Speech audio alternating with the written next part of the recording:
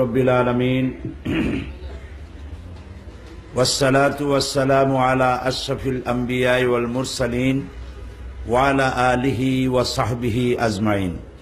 আউযু বিল্লাহি মিনাশ শাইতানির রাজীম। বিসমিল্লাহির রহমানির রহিম।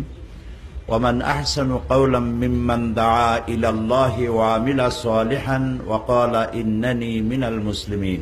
সাদাকাল্লাহুল আযীম। বাংলাদেশ ইসলামী ছাত্র শিবিরের কেন্দ্রীয় সদস্য সম্মেলনের আজকের এই সোহাদা সেশনের একান্ত স্নেহাস্পদ সভাপতি এবং আজকের সম্মানিত রৌনক বখশ মেহমান জামাত ইসলামী বাংলাদেশের সম্মানিত নায়েবে আমির আমার শফিক উস্তাজ শেখুল হাদিস মুফাসসির কুরআন হযরতুল আল্লাম মাওলানা আবুল কালাম মোহাম্মদ ইউসুফ আতালাল্লাহু উমরাহু ওয়া বারাকাল্লাহু ফি হায়াতি। ইসলামী ছাত্র শিবিরের নেতৃবৃন্দ এবং উপস্থিত সদস্য ভাইরা, আসসালামু আলাইকুম ওয়া রাহমাতুল্লাহি তাআলা ওয়া বারাকাতুহু। ইসলাম একটি মুকাম্মাল নিজামে হায়াত, একটি পরিপূর্ণ জীবন ব্যবস্থা। আর এই জীবন ব্যবস্থা প্রতিষ্ঠার জন্য এসেছিলেন আম্বিয়া আলাইহিমুস সালাম। আল্লাহর পক্ষ থেকে তারা এই জীবন ব্যবস্থা প্রতিষ্ঠার কাজে নিয়োজিত ছিলেন এবং এই কাজ করতে গিয়ে অনেক নবীকে শহীদ হতে হয়েছে, কারাবরণ করতে হয়েছে, তাদেরকে দেশান্তরিত হতে হয়েছে, হিজরত করতে হয়েছে, জীবিত অবস্থায় কাউকে করাত দিয়ে চেরা হয়েছে এবং এই সব ঘটনার মধ্য দিয়ে ইসলাম তার সামনের দিকে লক্ষ্যপানে এগিয়ে গেছে। তার মানে হচ্ছে যে গাছ যখন শুকিয়ে যায় সারের অভাবে, তখন তার গোড়ায় যদি পানি দেওয়া যায়, সার দেওয়া যায়, তাহলে গাছ সজীব এবং প্রাণবন্ত হয়ে ওঠে। অনুরূপভাবে ইসলাম একটি বৃক্ষের মতো। এই বৃক্ষটি যখন শুকিয়ে যায়, অর্থাৎ এর অগ্রযাত্রা যখন ব্যাহত হতে থাকে, বাধাগ্রস্ত হতে থাকে, তখন এর গোড়ায় সারের প্রয়োজন হয়, পানির প্রয়োজন হয়। আর সেই সার আর পানি হচ্ছে শাহাদাতের রক্ত, শহীদের রক্ত। সর্বপ্রথম এই পথে রক্ত দিলেন হযরতে সুমাইয়া রাদিয়াল্লাহু তাআলা আনহা থেকে শুরু করে সাহাবায়ে কেরাম, তাবিন, তাবে তাবিন, আইম্মায়ে মুজতাহিদিন, সালফে সালিহিন, অনেকেই এ পথে রক্ত দিয়েছে। বর্তমান শতকে আল্লাহর দ্বীনকে প্রতিষ্ঠার জন্য শহীদি কাফেলা ইসলামী ছাত্র শিবির, তাদের মধ্য থেকে 120 জন, একটি 120 জনের একগুচ্ছ রক্তগোলাপ ছাত্র শিবিরের পক্ষ থেকে আল্লাহ তাআলার দরবারে শাহাদাতের নজরানা পেশ করা হয়েছে। আমরা আল্লাহর কাছে দোয়া করি এই শাহাদাতের নজরানা আল্লাহ কবুল করে যেন এই জমিনে তার দ্বীন প্রতিষ্ঠার পথকে সুগম করে দেন। শাহাদাত এই শব্দটি ইসলামের পরিভাষায় একটি গুরুত্বপূর্ণ পরিভাষা এবং অত্যন্ত মর্যাদা সম্পন্ন পরিভাষা। আল্লাহর জমিনে যারা আল্লাহর দ্বীন কায়েম করতে চায় এবং এই পথে যারা রক্তচক্ষু উপেক্ষা করে যারা সামনের দিকে আগায়, শাহাদাত সম্পর্কে তাদের ধারণা থাকা উচিত যে শাহাদাত জিনিসটা কি। এটি হচ্ছে আল্লাহর পথের পথিক। যারা এই পথের যারা সৈনিকের দায়িত্ব পালন করেন, তাদের মানুষদের একথা বোঝানো দরকার যে আল্লাহ তাআলার বাণী, নবী করিম সাল্লাল্লাহু আলাইহি সাল্লামের প্রচারিত দ্বীন হচ্ছে আসল সত্য। এর বাইরে যা আছে এ সব কিছু মিথ্যা। যেমন সোশ্যালিজম, ন্যাশনালিজম, কমিউনিজম, সেকুলারিজম, যত মতবাদ আছে সমস্ত মতবাদগুলি মিথ্যা। মানবরচিত সকল মতবাদ সকল বিবেচনায় 100% মিথ্যা এবং বাতিল। সত্য কেবলমাত্র ইসলাম। এই কথাটি মানুষদেরকে বোঝাতে হবে। সেই জন্য আল্লাহ তাআলা বলছেন, ওমান আহসানু কাওলাম মিম্মান দাআ ইলাল্লাহি ওয়া আমিলা সালিহান ওয়া ক্বালা ইন্নানি মিনাল মুসলিমিন। আল্লাহ তাআলা বলেন, ওর থেকে ভালো কথা আর কার হতে পারে যে বলে যে ব্যক্তি ঈমান আনে এবং আমলে সালেহ করে, নেক কাজ করে এবং ঘোষণা করে যে আমি মুসলমানদের একজন, আমি মুসলমান এটা নয়, আমি মুসলমানদের একজন। এই আয়াত নাজিল হয়েছে নবী করিম সাল্লাল্লাহু আলাইহি সাল্লামের মক্কি জিন্দেগীর ওই সময়, যখন খাব্বাব, খোবায়েব, আম্মার, সুমাইয়া এরা যখন মার খাচ্ছিলেন, তাদেরকে যখন শহীদ করা হচ্ছিল, তাদেরকে যখন উত্তপ্ত ময়দানে বালুকা রাশির উপরে শোয়ায় রেখে যখন লোহার রড দিয়ে পিটানো হতো, সেই সময় এই আয়াত নাজিল হয়। তার মানে হচ্ছে এই সাহাবায়ে কেরাম তারা গিয়ে অন্যকেই দাওয়াত দিতেন যে তোমরা যা, আমি ঈমান এনেছি, আমলে সালেহ করি, এবং তোমরা যাদেরকে পেটাও আমি তাদের একজন মুসলমান, আমি বেলালদের একজন, আমি আম্মারদের একজন, আমি সুমাইয়াদের একজন, এভাবে আমি মুসলমানদের একজন। এই কথা বলতে তারা পিছপা হয় না, সাহসের সাথে এই কথা বলে। আল্লাহ তাআলা বলছেন, ইন্নাল্লাহা আশতারা মিনাল মুমিনিনা আনফুসাহুম ওয়া আমওয়ালাহুম বিআন্না লাহুমুল জান্নাহ, আমি আমার মুমিনের জান এবং মালকে খরিদ করে নিয়েছি, বিনিময় দিয়েছি জান্নাত। তো আমাদের জান এবং মাল আল্লাহ কিনে নিয়েছেন, বিনিময় আমাদেরকে জান্নাত দিয়েছেন। এর অর্থ হচ্ছে যে আমাদের জান মাল আল্লাহর ইচ্ছার বাইরে আমরা কখনো খরচ করতে পারবো না। জান মাল খরচ হবে কার পথে? আল্লাহ তাআলার পথে। এই পথে সর্বশ্রেষ্ঠ উপহার হচ্ছে শাহাদাত, শ্রেষ্ঠ উপহার আল্লাহর পক্ষ থেকে। এই জন্য শহীদ হতে চাইলেই শহীদ হওয়া যায় না। আল্লাহ তাআলা যাকে শহীদ হওয়ার জন্য বেছে নেন, কেবলমাত্র সেই ব্যক্তি শহীদ হতে পারে, আর কেউ শহীদ হতে পারে না।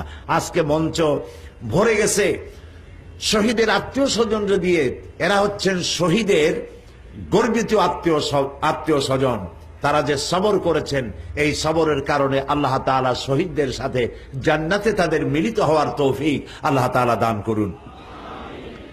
তো আল্লাহ তাআলা পরীক্ষা করে বাছাই করে নেবেন কাকে তিনি শহীদ বানাবেন। এজন্য কোরআনে কারীম বলছে, আহাসিবান নাসু আন ইউতরাকু আন ইয়াকুলু আমান্না ওয়া হুম লা ইফতানুন, লোকেরা ভেবেছে ঈমান এনেছি, এই কথা বললেই আমি তাদেরকে মুমিন বলে সার্টিফাই করব, আর আমি তাদেরকে পরীক্ষা নেব না।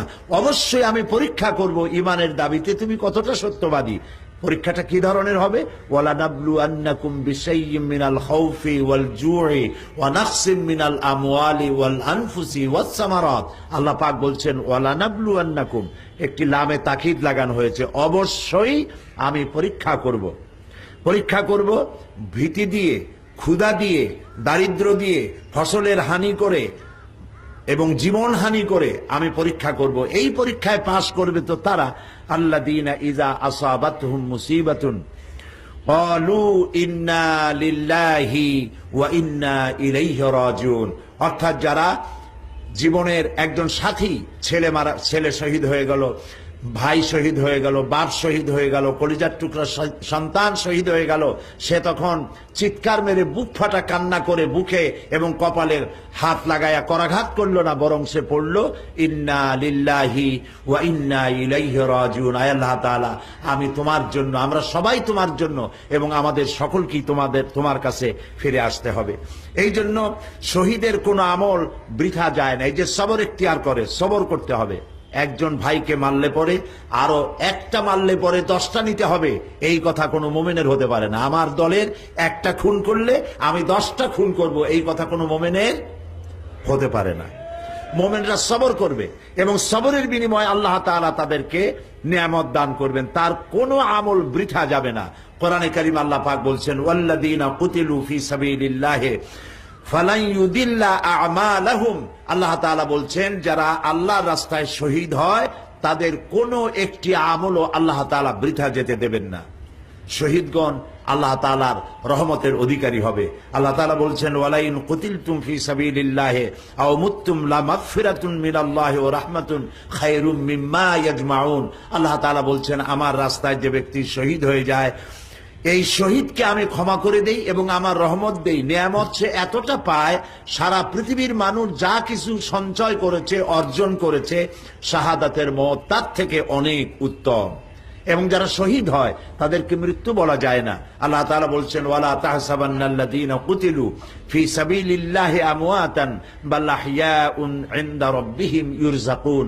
আল্লাহ তাআলা বলছেন, যারা আমার রাস্তায়, আল্লাহর রাস্তায় যারা শাহাদাত বরণ করে তাদেরকে মৃত্যু বলো না, তারা জিন্দা আছে এবং আমি আল্লাহর পক্ষ থেকে তারা রিজেক প্রাপ্ত হয়ে থাকে। জান্নাতীরা যারা বেহেশতে যাবে, কে ওই জান্নাতের আরাম, সুখ, সৌন্দর্য যারা লাভ করবে, পৃথিবীতে কেউ ফিরে আসতে চাইবে না, শুধুমাত্র শহীদরা ফিরে আসতে চাইবে। নবী করিম সাল্লাল্লাহু আলাইহি ওয়াসাল্লামের একটি হাদিস, ওয়ান আনাস আন নবী সাল্লাল্লাহু আলাইহি ওয়াসাল্লাম قال ما احد يدخل الجنه فيحب ان يرجع الى الدنيا وان كان له ما على الارض الا الشهيد। জান্নাতের মধ্য থেকে কেউ ফিরে আসতে চাবে না, কিন্তু শহীদ বলবে, আল্লাহ তাআলা তুমি আমাকে দুনিয়া আরেকবার পাঠাও, আরেকবার পাঠাও। তুমি আমাকে 10 বারও যদি দুনিয়ায় পাঠাও, তাহলে 10 বার কাফেরদের বিরুদ্ধে লড়াই করে তোমার দ্বীনকে প্রতিষ্ঠার জন্য আবারও আমি শহীদ হয়ে তোমার এই জান্নাতে ফিরে আসতে চাই। কেউ ফিরে আসতে চাইবে না, শুধুমাত্র শহীদ ছাড়া। এই জন্য শাহাদাতের মওত কোনো কষ্টের বিষয় নয়। শাহাদাত হচ্ছে একটি সেতুর এপাশে দুনিয়া, ওপাশে দিদারে এলাহি। একটি মানুষ যখন শাহাদাত করে, যখন শহীদি মওত যদি তার নসিবে হয়ে যায়, মৃত্যুর সাথে সাথে দিদারে এলাহি তার নসিব হয়ে যায়। এই জন্য আল্লাহ তাআলা শহীদদের মৃত্যুর জন্য কোনো যন্ত্রণা রাখেন নাই। হযরত আবু হুরায়রা রাদিয়াল্লাহু তাআলা আনহু বলেছেন, ওয়ান আবি হুরায়রা রাদিয়াল্লাহু তাআলা আনহু আন্না রাসূলুল্লাহ সাল্লাল্লাহু আলাইহি ওয়াসাল্লাম قال ما يجد الشهيد من مس القتل الا كما يجد احدكم من مس القرصة রাওয়াহু তিরমিজি শরীফের হাদিস। হযরত আবু হুরায়রা রাদিয়াল্লাহু তাআলা আনহু বলছেন যে শহীদের মওত, রাসূলুল্লাহ বলেছেন, শাহাদাতের মওত পিঁপড়ায় কাটার যন্ত্রণার চাইতে বেশি কিছুই নয়। তা যতই দেখানো হোক যে কোপায়ে কোপায়ে টুকরা টুকরা করেছে, গুড়িতে ঝাঁঝরা হয়ে গেছে, যতই দেখানো হোক, রাসূলুল্লাহ বলছেন একটি পিঁপড়ায় কাটার যন্ত্রণার চাইতে বেশি কিছু নয়। এই জন্য হযরত ওমর রাদিয়াল্লাহু তাআলা আনহু দোয়া করতেন আল্লাহর দরবারে, আল্লাহুম্মা রযুকনি শাহাদাতান ফি সাবিলিক ওয়াজআল মাউতি ফি বালাদে রাসূলিক।